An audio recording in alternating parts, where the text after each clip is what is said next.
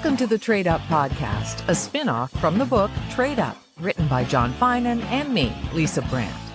This week, John offers his take on a bunch of trades topics, including new awards for apprentices and mentors, a reduction of foreign temporary workers announced, but not in the construction sector, and his thoughts on the opportunities our last guest had. In episode 10, John talked to Campbell MacArthur, who gave up an indentured apprenticeship to start his own business. John says it's a rare thing to get taken on so easily and quickly by a journeyman.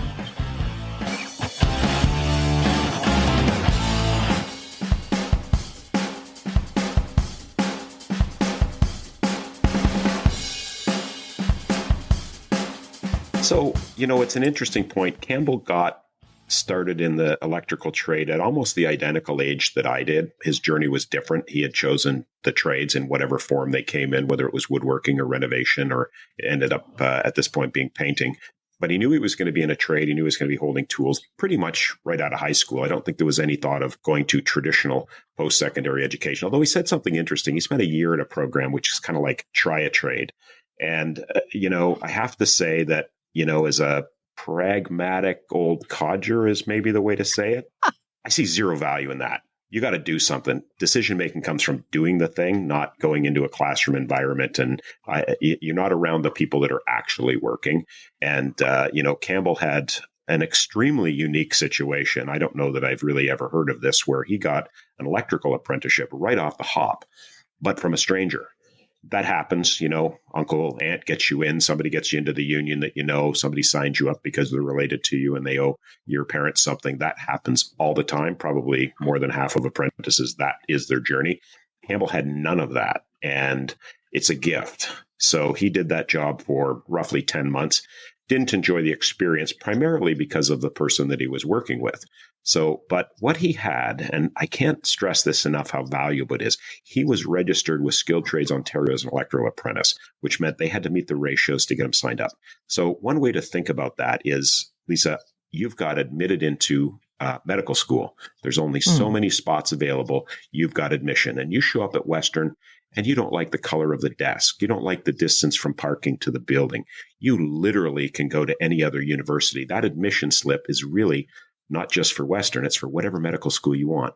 That apprenticeship registration that he has, at this point in our economy, and almost always in our economy, apprentices are so valuable because they're such a rare commodity. He could have taken his talents to just about anybody, literally in the town that he lives in, and he could have moved anywhere in the province of Ontario and been able to get work almost immediately. So anyone would have taken him on? Yeah, virtually. So, obviously they need the work, but to be on a job site, on a construction site, doing the trade work, you need to be an indentured apprentice. So, it doesn't happen all the time, and it's pretty rare.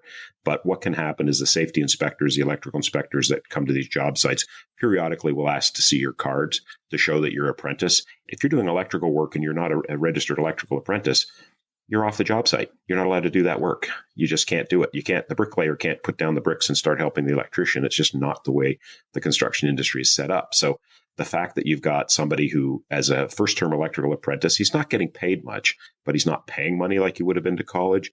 He's earning money and job skills, working towards something. So he is the cheapest guy for that company to have. And that might actually be why his story was something like drive 4 hours to a job site with the boss in the truck, listening to Joe Rogan podcasts, work for 1 hour and drive back. I can tell you, there's no way that guy was making money. And maybe the treatment that he had was not a reflection of his skills. It was basically the journeyman, the man that owned the company going, I think that's clear.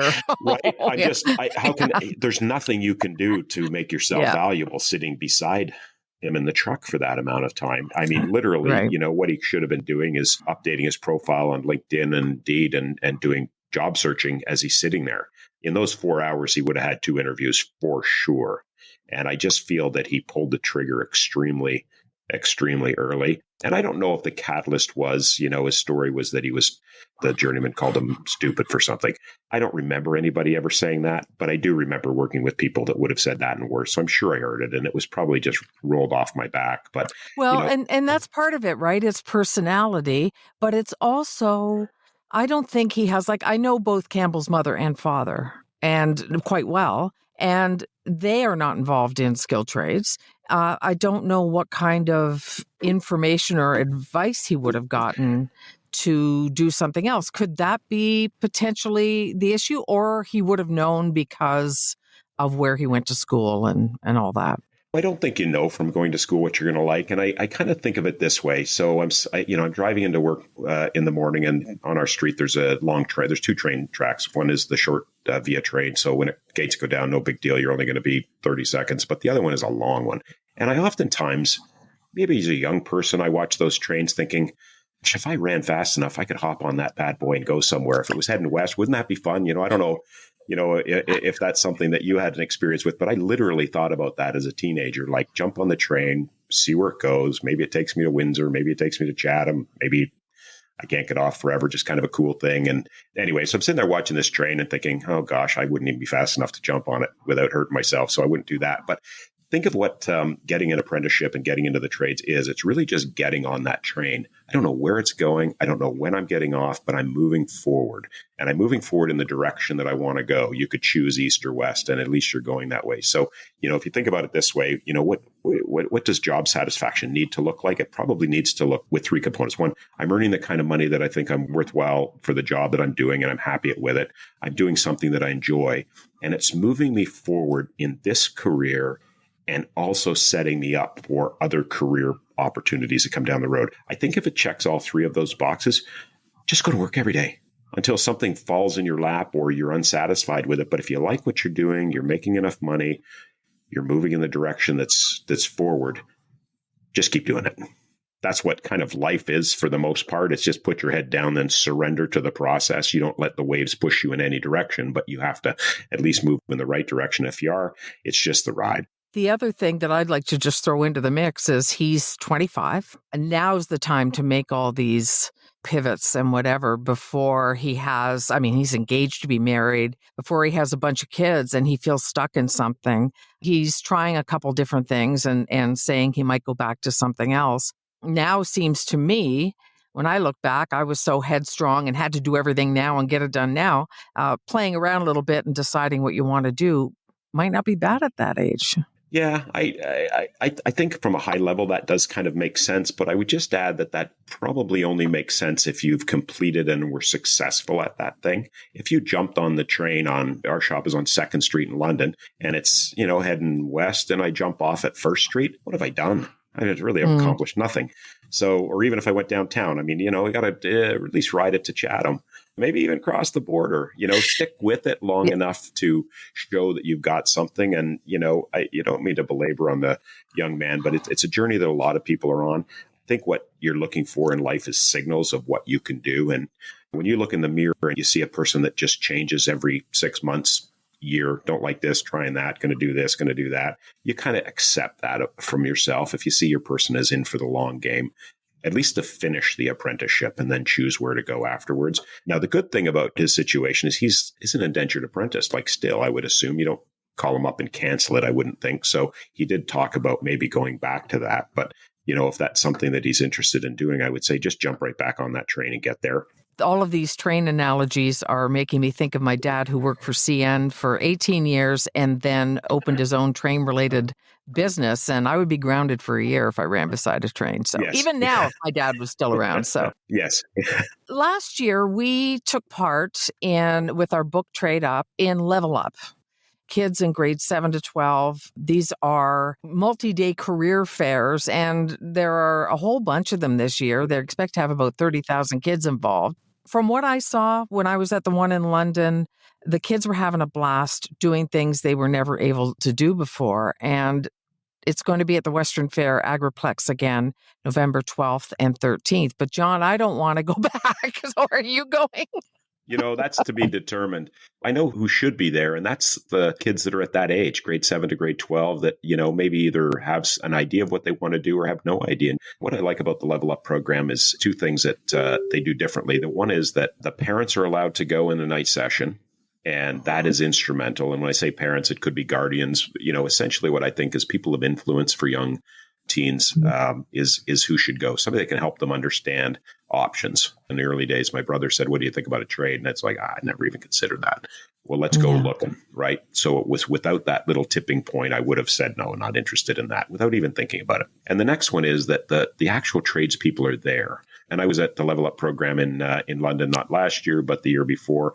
Having mentors there that can explain that, hey, this really does make sense, and helping you understand that. And I get this because both of my kids have said this. They remember times when I sat down and I talked to them about what their life would look like. I have absolutely no idea when I did that, but it just seems like something that a parent would do. They remember. Sometimes they follow the advice, sometimes they don't. But then the tradespeople themselves are there. So whether it's carpenters, there was a tree service at one in London, sheet metal, plumbing, electrical, all the trades are there. All the various organizations are there. And what went on in London was fabulous. It was the same in Mississauga at the International Center, except way bigger. And then I think I went out to Whitby as well, which was equal to London, was just a fabulous thing. So I think kids of that age should go, and they should make sure that they go back that night with their parents. I believe the way the Board of Education sets it up is only a small percentage of the children that would want to go could actually go. So, they only have so many spots.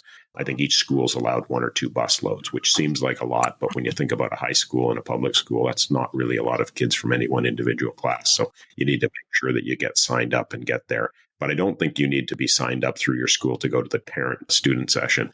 And that's where the parents can dig in if they want to with some of the tradespeople and some of the organizations that can explain how trades work. You do have pensions with certain companies and unions. It's not something that you just work for an hourly wage. Most of us will tell you that we don't actually pick up tools after, the age 35 or 40. We're managing parts of the business. We're working somewhere in the supply chain between the architects to the end maintenance people, and at all different levels. I'm a proponent of the university, but I'm not a proponent of the debt-based system that gets most young people a degree in something they can't use. But what I am a proponent of is part-time education forever. So there's no reason, I went through an apprenticeship. There's lots of extra time to do. And there weren't even online courses back in my day. There was night courses, which were easy enough to get to. But now it's super easy to get a degree. Well, the Level Up schedule is at levelupontario.ca. And again, the one in London's November 12th and 13th. And Mississauga, like you said, the big one is November 26th to the 28th. So that's going to have a lot of kids go through it too. Yeah. I noticed a thing from Fanshawe. They put out a request looking for automotive partners for their pre-apprenticeship program. Now, we've talked about pre-apprenticeships before. Is that even a thing, or is that something somebody made up to get more tuitions? I mean, what is pre-apprenticeship? Yeah, so, unless there's something I don't know about, it's, I don't want to say the colleges are just trying to fill up courses, but at the end of the day, any Red Seal trade, ground zero, when your hours start, is when you were indentured with the company. So anything you would do at the college on your own dime or your parents' dime with your RESP money and your time, it may have some value to an employer to see that you've gone to school for a little bit. But essentially, we need you as an electrical or plumbing apprentice, a sheet metal apprentice. We need you as a bit of a laborer to start out with. You need to learn the way around a job site, how you work with people, the kinds of jobs we do. You are not learning most of that at school. You're going to learn it on the job site. That's why apprenticeships have been around and continue to stay virtually unchanged in the fashion that they were started generations, if not hundreds of years ago, because that's how you learn a trade. So I don't think there's a lot of value in it. People will say, and I hear it all the time, I need to go to figure out what I want. I had an email last week. Somebody had emailed our book site asking, I've got a young son looking to get an electrical apprenticeship, can't get anywhere. So I'm thinking about sending him to a pre-apprenticeship program, yada, yada, yada. What's your advice? Don't know this person. Sent my usual advice, which is don't waste your time. Don't waste your money. If you've got RESP money, which I think she had said in her email she did, I said, save that money. When they start their apprenticeship, they're the lowest earning wage that they're ever going to be, which means very little taxes. So that's the time to funnel the RSP money to them. In a lot of cases, it's probably maybe not a down payment on a house today, but it's certainly enough money to get them kickstarted towards saving for a house. So, that's my advice for them. And the pre-apprenticeship programs, I would say half the kids are just goofing around. So my advice to her was exactly what I've started to say to people. You're not likely to get a Red Seal apprenticeship right off the hop. So why don't you do the next best thing, which is to jump on that train, start to move a little bit and figure out where the opportunities are and jump off the train at that point. Get a job as a laborer for somebody laying brick, construction company that needs, labor in carpentry. You're at least in the environment. If you want to know if you want to do something, you work around those people for a while. And when I say those people, I mean those people that are just like in every other job. There's people that you like working with and people that you don't like working with, and you'll learn quickly where they are. And I've been in the trades long enough. We have wonderful people and we have horrible people. And the horrible people have other people that like to work with them. So you figure out if you're that person and I don't like you, well, you work with the people that you like and I'll work with the people that I like and we'll all be happy. I'll give Fanshawe credit for this particular pre-apprenticeship program because at least they're trying to pair with automotive places to get people placed. But it's kind of funny because it reminded me of my summer after high school when I got a job because the automotive places will get a stipend. They'll get a certain amount of money to pay these pre-apprentices. And I got a job on restaurant's government grant for the same thing. Employ a young person, we'll give you this much money. And they made sure that they treated me like it's a word that I'm not supposed to say anymore these days. They treated me like a rented mule, let's put it that way, and that I didn't work any more hours than what was covered by the government, but they spread it over a 14-hour period. So it always gets me a little concerned when I say, okay, when the government's going to give you $260 a week per pre-apprentice, well, that's all they're going to get. Nobody's going to top it up. Yeah. That's my fear for them. Well, typically, anything that's free usually comes with some sort of a catch. And I can remember my daughter and, she was really good about advocating for neat things because she's pretty outgoing and likes to try things. So she had come to me with this opportunity sometime in university where she could be an intern at a company in somewhere in the States. And it was only going to cost me, if you can imagine, $30,000, probably US. Oh. And I'm like, and I can't say the words that I said to her. I was like, you're a pretty clever girl, but what were you thinking when you brought this idea to me? And what were you thinking that you would actually get anything out of it? It's like, no, this isn't happening.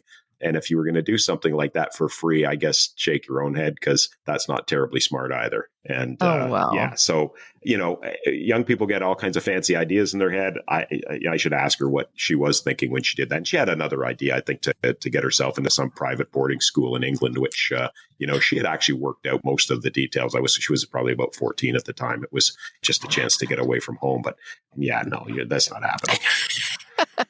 The federal government has made some moves about temporary foreign workers, but they have exempted healthcare and construction from the reductions in the number of temporary foreign workers, which tells me there still are not enough people in construction, or they would be protecting Canadians in that sector as well. Are those numbers holding up, that there are still so many job openings and not enough people to fill them? Yeah, for sure. In construction, it's the case. So because of the ratios for journey persons to apprentices, it's very difficult to bring a lot of foreign workers in, whatever skill set they have or whatever credentials they had in their country, and then plug them right into, the Red Seal trades. Maybe there's some out there. My very first employee was an electrician from Bosnia. So if you remember back in the 90s, that crisis was going on. So Asmir joined us and he had written his certificate of qualification, which is essentially gone through a program that the government had. You're an electrician in your country. You want to be an electrician here. You write the test. Well, I think out of the 5 times he wrote the exam, I think his highest mark was 37. And it was a multiple choice exam. So it was a language barrier. It was a code barrier. What was considered to be an electrician in his country and what was considered to be an electrician here were not the same. So I think he probably wandered off to something else because he did not want to sign up and start an apprenticeship right from the beginning with me. And I said, right. Asmir, you're living in a refugee camp 2 years ago in Germany, it's going to go by in a flash. I think his first daughter was born there. So yes, you think you're old at 32 or whatever he was. He was the same age, I think, as me at the time. And it'll seem like forever, but in a flash, you'll be through this because he did have some good knowledge, but needed much more. And, he bailed on that opportunity. And there's a crew of painting guys at my house this week finishing off some painting. And the lead guy is from, I think, Afghanistan originally, but Tajikistan is where the family came from. So if you can picture this, family with 11 children, 7 of them were born in a cave. Mom and 4 of them came to Canada from when there was trouble in Syria. When there was trouble in Syria, everybody scattered. So 5 of them and Mama made it to Canada. And then it was, okay, so what can we do to support the rest of the siblings to get them over? Because at this point, all but one were married. So they have spouses, they have children, they have backstories. So we were part of what's called the G5. So it's 5 citizens that take the responsibility for sponsoring. And in our case, we sponsored the final. At this point, I think 8 of them were here. So we sponsored, I think, 11, the last 3 of the family and their spouses. And I think 6 or 7 children at that point. I think we've had 2 more children since. So Hamza is running a painting company, and he's been doing that virtually since he got here. And so is there a spot for foreign workers that don't have a lot of North American skills in our economy? You're darn right there is, especially if they're hardworking. Because I can tell you, he said he was coming today, and guess what? I went out into the garage to get ready for him to come at 5 to 8, and he's standing there ready to go. And 2 minivans showed up, Mustafa, and I don't know what the third fellow's name was, and they just went at it. They'll be there for 3 days doing that stuff. And all construction sites need a spot like that. So is that the hard work that we need in the Canadian construction economy? Absolutely it is. And what he is doing and what his family continues to do, each of them, is work their tails off. In a generation and a half from now, they're going to be running things. And it's going to be really neat to see. And I would not want to say, because the political winds are blowing in a certain way, that we stop some good qualified Canadians. And you think we're letting anybody in. We are not.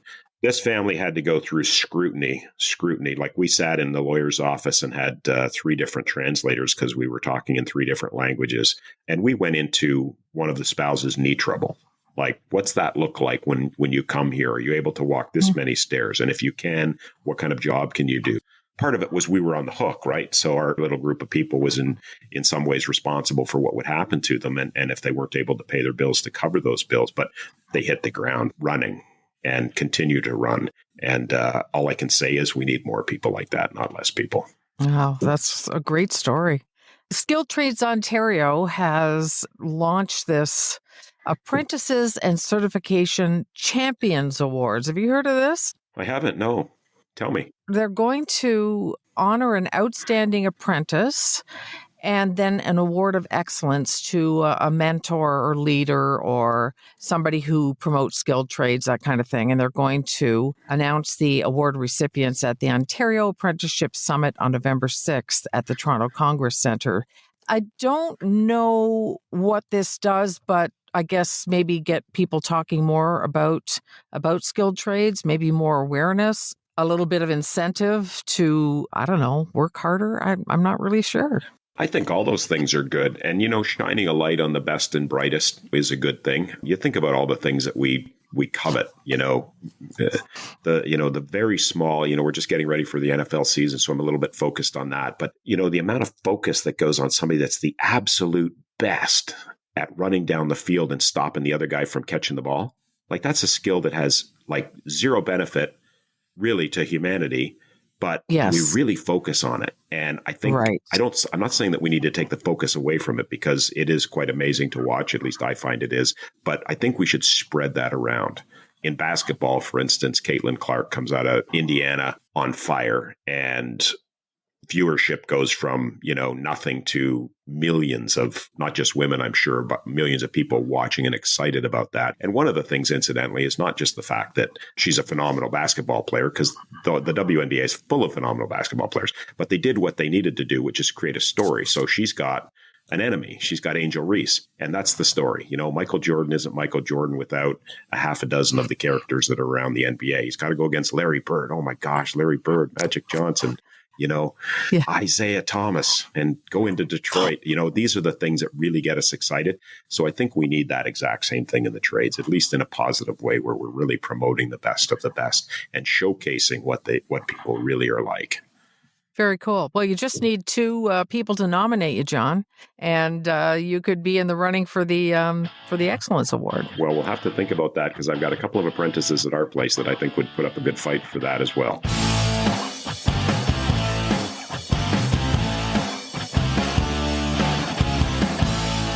Find out more about those awards at Skilled Trades Ontario, and find out more about our book, Trade Up, at tradeupbook.ca. Order it through Amazon.